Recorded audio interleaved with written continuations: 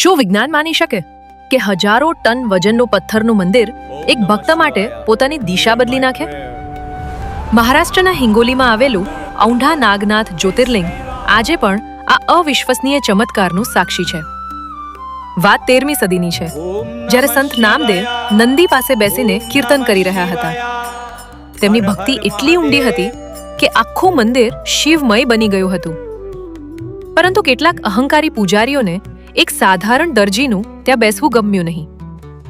પૂજારીઓએ નામદેવજીને ધક્કા મારીને મંદિરની પાછળ કાઢી મૂક્યા.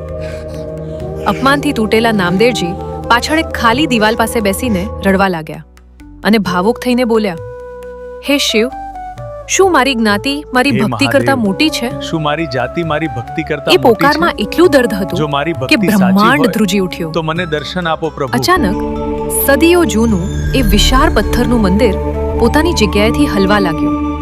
મહાદેવે પોતાના ભક્તનું માન રાખવા માટે આખા મંદિરને 180 ડિગ્રી ફેરવી નાખ્યું. આજે પણ આ મંદિરનું મુખ્ય દ્વાર અને નંદી બાકીના બધા શિવ મંદિરો કરતા ઉલટી દિશામાં છે. આ એ વાતનું પ્રમાણ છે કે મહાદેવ માટે કોઈ નાનું કે મોટું નથી, માત્ર ભક્તિ જ સર્વોપરી છે. જો તમે પણ આ દિવ્ય ચમત્કારને માનતા હો તો કોમેન્ટમાં જય નાગનાથ મહાદેવ જરૂર લખજો.